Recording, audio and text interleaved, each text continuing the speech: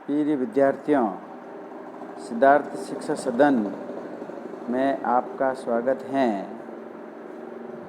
Class 10th विषय गणित, अध्याय 18 प्रयाक्ता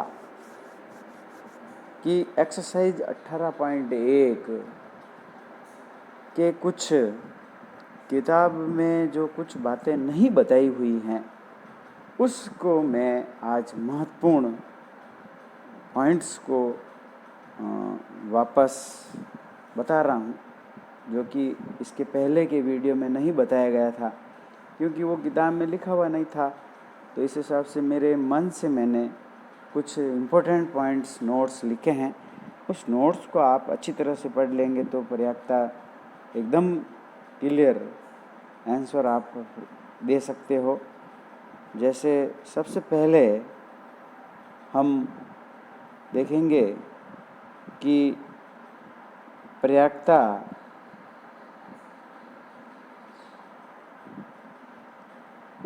का अर्थ होता है, उसको तो उसमें भी बताया था, लेकिन अब मैं बता रहा हूँ कि प्रयाक्ता की सीधी सरल आपको कुछ ज़्यादा याद नहीं रखना है।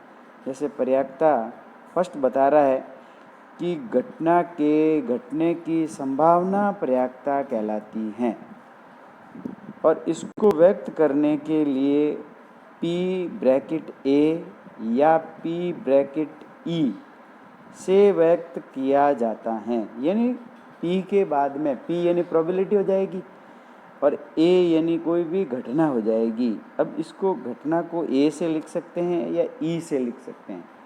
E का मतलब भी घटना के घटित होने को व्यक्त करता है, तो इसको PA से या PE से लिखेंगे। घटना के न घटने या प्रयाक्ता के न आने की PA बार से बताया जाता है या PE बार से व्यक्त किया जाता है।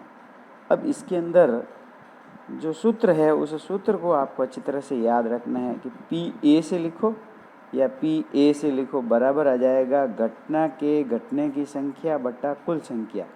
बस इसका सीधा सा याद रखना है कि जिसकी प्रयाक्ता आपको ज्ञात करनी है उसको आपको अंश में लिखना है और बट्टे में कुल संख्या को लिख लेना है। और फिर संख्या कोई भी एक ही टेबल से अगर विभाजित हो जाती है तो उसको काट के विभाजित करके फिर उत्तर लिख दिया जाता है। उत्तर हमेशा ध्यान रखना है कि 0 या 0 से बड़ा, 1 या 1 से छोटा ही आना चाहिए। यानी अंश की जो संख्या है वह हमेशा छोटी आनी चाहिए और हर की संख्या हमेशा बड़ी आनी चाहिए, ये ध्यान रखना है आपको। अब देखिए, जब आपको घटना न घटने की प्रयाक्ता ज्ञात करने का कहता है तब हम इसको सूत्र को लिखेंगे PE बार बराबर 1 माइनस PE, जहाँ PE प्रयाक्ता आने की व्यक्त करता है। यानी PE आने की है और PE बार न आने की है। अब कभी कभी आपको न आने की दे देता है और आने की पूछता है तो PE लिख देंगे बराबर 1 माइनस PE बार लिख देंगे। यानी PE बार व्यक्त प्रयाक्ता न आने को बताता है। ठीक है, ये आपको दो सूत्र याद रखने, क्योंकि इसमें ऐसे कह देता है कि घटना घटने की प्रयाक्ता 1/2 है, तो घटना न घटने की ज्ञात करो तो आपको 1 में से माइनस कर देना। और कभी कभी कहता है कि घटना न घटने की प्रयाक्ता 0.5 है, तो घटना घटने की ज्ञात करो या घटना न घटने की ज्ञात, तो भी 1 में से माइनस कर देना, आपका उत्तर प्राप्त हो जाएगा। इसी प्रकार प्रिय विद्यार्थियों, अब देखो कुछ स्थितियां हैं, वो स्थितियां मैं बता देता हूँ।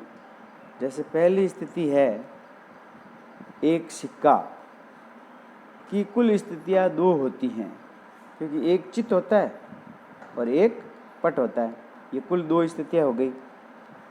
हेड एक बार आता है, टेल भी एक बार आता है, तो अर्थात चित आने की, पट आने की, चित न आने की, पट न आने की प्रयाक्ता सबकी अगर आने की न आने की पूछे तो कितनी होती है? 1/2 ही होती हैं। आपको निश्चित ही सिक्के में ध्यान रखना है कि अगर सिक्के की एक सिक्के को अगर जब उछाला जाता है तो चित पर्यायता चित आने की पूछे, पट आने की पूछे, चित न आने की पूछे या पट न आने की पूछे तो भी आपको कितने लिख देना, 1/2 लिख देना।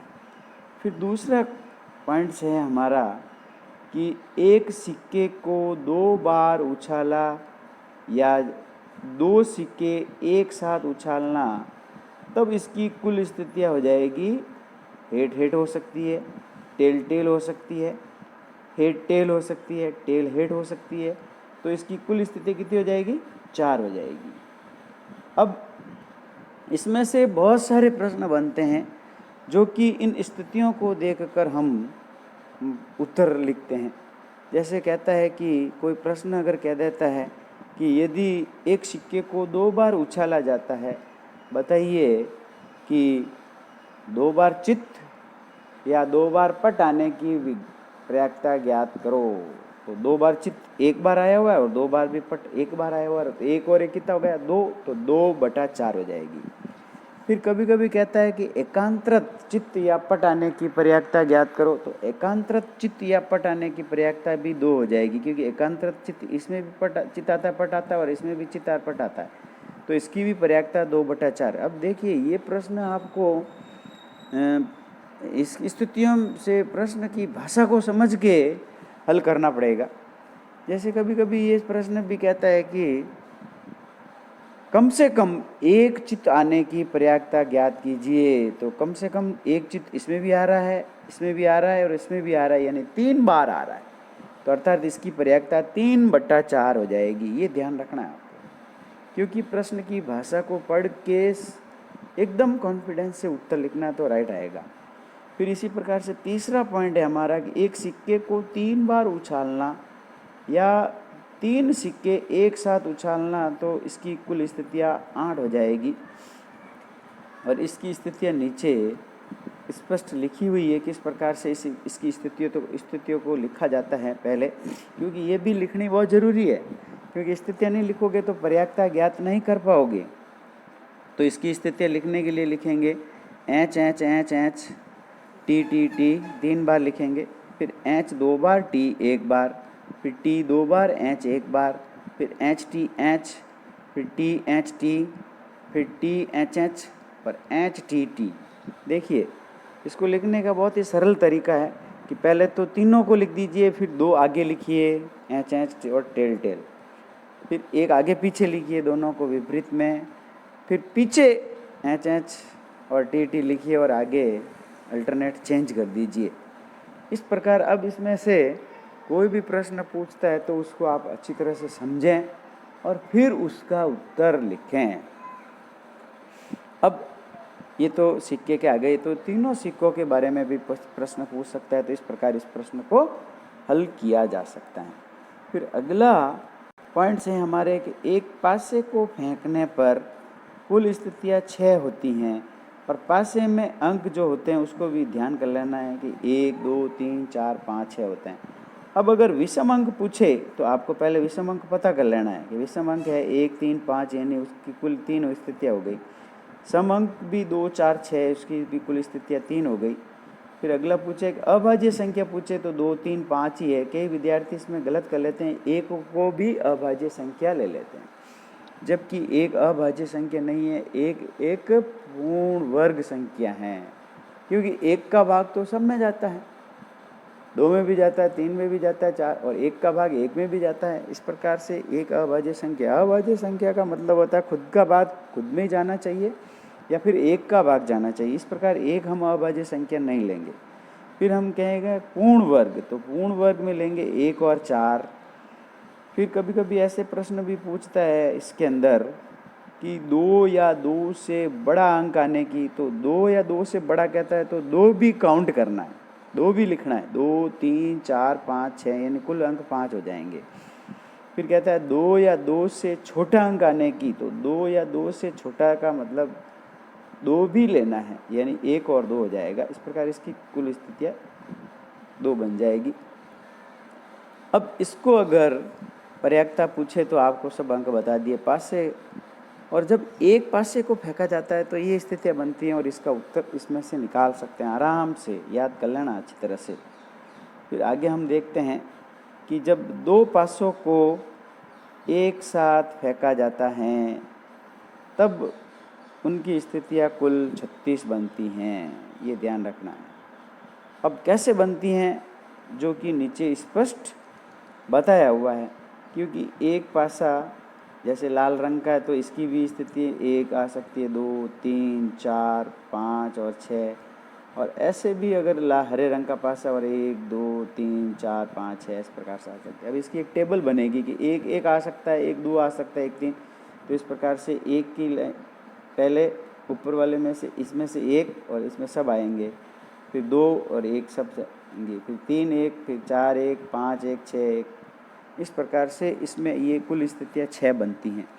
इसमें प्रिय विद्यार्थियों कई प्रश्न बनते हैं और प्रश्न को इस टेबल से लिखी हुई रहेगी तो आप आराम से उत्तर दे सकते हैं। जैसे एक प्रश्न बनता है, मैं बता रहा हूँ आपको, देखना कि जब एक पासे को फेंका जाता है तो उसकी क्या, जब एक पासे को 2 बार फेंका जाता है या 2 पासों को एक साथ फेंका जाता है तो उसकी क्या पर्याप्तता होगी कि फेंका गया पासे में अंकों का योग 13 आने की पर्याप्तता ज्ञात कीजिए। तो अब अंकों का योग करेंगे तो ज़्यादा से ज़्यादा अंकों का जो योग हो रहा है वो कितना हो रहा है, 12 ही हो रहा है, यानी 13 बिल्कुल भी नहीं आ रहा है। इस टेबल के अंदर अंकों का योग करने पर 13 नहीं आ रहा है, अर्थात इसकी पर्याप्तता 0 हो जाएगी। और अगर पूछ ले, जैसे इसी प्रश्न में पूछ लेता है कि अगर एक पासे को 2 पासे को एक साथ फेंका जाता है, उसकी क्या पर्याप्तता है कि उसमें कम से कम 2 आने की पर्याप्तता ज्ञात करो। अब देखिए, कम से कम 2 कहता है तो 2 तो लेना ही है, और कम से कम 2 का मतलब 2 भी है और अधिक भी हो सकता है। तो 2 जितने जितने आए हुए सब गिनने। देखो 2 एक तो इस लाइन में आए हुए हैं पूरे में, तो ये 1 2 3 4 5 6 ये हो गए, और 6 ही 2 इसमें आए हुए हैं, तो 6 और 6 कितने हो गए, 12। लेकिन ये डबल बार नहीं गिना जाएगा, ये ध्यान रखना। तो 6 ये हो गए और 5 ये हो गए, कितने हो गए, 11 ही हो गए, क्योंकि ये तो हमने एक बार गिन लिया तो दूसरी बार हम वापस नहीं गिनेंगे। और इस प्रकार इसकी कुल स्थितियाँ बन जाएगी 11/36, अर्थात इसकी पर्याप्तता 36, 11/36 आ जाएगी। इस प्रकार से कोई भी प्रश्न इस प्रश्न टेबल में से बन सकते हैं, और इस टेबल में से बन सकते हैं तो कोई भी आप प्रश्न का उत्तर दे सकते हो। फिर ऐसे नहीं कि ये तो पढ़ा ही नहीं, फिर प्रश्न कोई भी बन सकता है। इसी प्रकार से प्रिय विद्यार्थियों, आगे मैं बता रहा हूँ ताश की गड्डी, ये भी कई विद्यार्थियों को ध्यान नहीं रहता है, क्योंकि ताश कभी किसी ने देखी नहीं है, तो उस प्रकार कन्फ्यूजिंग हो जाते हैं। तो थोड़ा सवाल करना कठिन लगता है। तो इसमें आपको मैं बता देता हूँ, देखो कि ताश की गड्डी में कुल पत्ते 52 होते हैं। अब इसमें ये ध्यान देना है कि आपको कि ये ईंट होती है जिसका रंग लाल होता है, इसको डायमंड कहते हैं, और इसके पत्ते 13 होते हैं। फिर ये लाल पान होता है जिसको लाल रंग का होता है, ये भी पान, और इसके भी पत्ते 13 होते हैं। फिर एक होता है हुकुम, जो कि काला रंग का होता है और इसके भी पत्ते 13 होते हैं। फिर एक होती है चिड़िया, वो भी रंग इसका काला होता है। अब देखिए प्रिय विद्यार्थियों, आपको ये ध्यान रखना है कि इसके अंदर जो 13 पत्ते होते हैं वो हर एक में 13 पत्ते होंगे, तो कुल पत्ते 52 हो जाएंगे।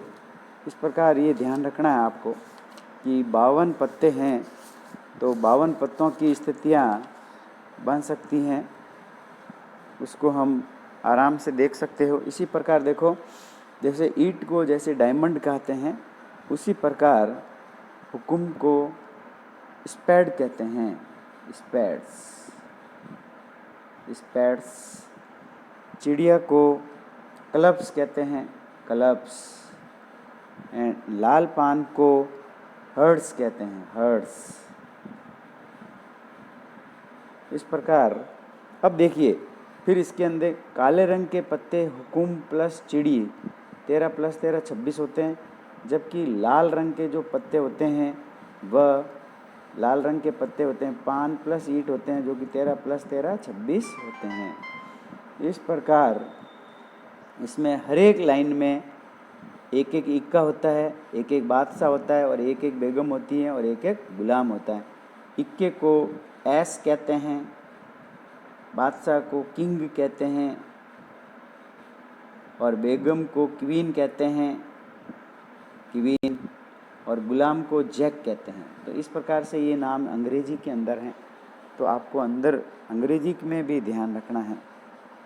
और फिर अब इसके अंदर एक और पता होता है जिसको बता देता हूँ, वो होता है फेस कार्ड।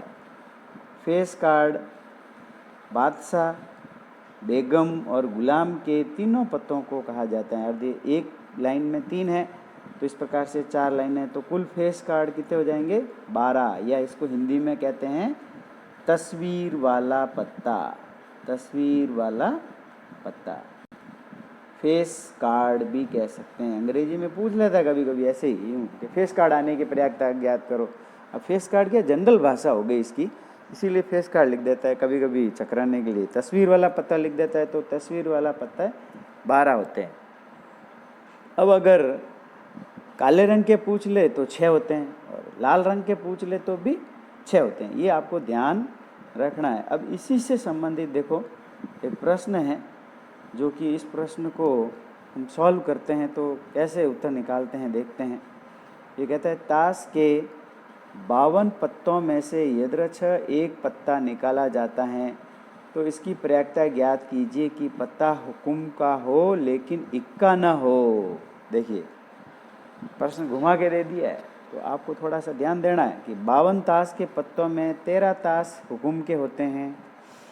इसका मतलब हुकुम को पहले बाहर निकाल लेना है, तब जब ताश खींचा जाता है तब इक्का ना हो, तब कुल ताश के पत्ते कितने हो जाएंगे 12 होना चाहिए। अब पत्ता हुकुम का तो होना चाहिए लेकिन इक्का नहीं होना चाहिए। तो पहले हमने प्रश्न को पढ़ा और उसमें से जो संभावित संख्या है उसको ज्ञात कर लिया। तो इसकी संभावित संख्या कितनी आ गई 12 आ गई। अब अभिष्ट प्रयागता जब निकालेंगे तो हम लिखेंगे 12/52 और इस संख्या को जब काट लेंगे तो हमारे उत्तर आ जाएगा 3/13 और उत्तर प्राप्त हो जाएगा। इस प्रकार से ये देखो प्रश्न सही तरीके से पढ़ना है। अब देखो फिर बता रहा है कि 2 सिक्के को एक बार उछालने पर अधिक से अधिक एक पट आने की प्रयागता ज्ञात कीजिए। अब अधिक से अधिक एक यानी तो इसके पहले कुल संभावित परिणाम पहले तो सब लिख देंगे ऐसे कि 2 सिक्के को एक बार उछालने पर कुल संभावित परिणाम ये हुए head tail head head tail tail tail. कुल संभव परिणामों की संख्या 4 हो गई। अधिक से अधिक एक पट आने का अर्थ है कि हमें यहाँ से इसमें से कम यानी कोई पट नहीं आए तो हम अधिक से अधिक इसको अनुकूल मान सकते हैं। तो इसका मतलब परिणाम हो गया हेड हेड आ सकता है, हेड टेल आ सकता है, टेल हेड आ सकता है, अर्थात इसके कुल परिणाम कितने हो गए 3 हो गए। अर्थात इसकी प्रयागता कितनी हो गई 3/4। देखो घुमा के कितना पूछा है, पर भाषा इसकी बड़ी क्लिष्ट है, इसको आप अच्छी तरह समझेंगे तो समझ में आएगा। अधिक से अधिक एक पट आना चाहिए यानी अधिक से अधिक आना चाहिए, बाकी कम तो आ सकता है। तो इसीलिए आपको इसकी भाषा को ज़रूर अच्छी तरह से समझ के हल करना है। फिर देखिए एक अच्छा प्रश्न है, बहुत ही बोर्ड में पूछा हुआ कई बार। 52 पत्तों की अच्छी प्रकार से फेंटी गई एक गड्डी में से एक पत्ता निकाला जाता है, निम्नलिखित को प्राप्त करने की प्रयागता ज्ञात कीजिए।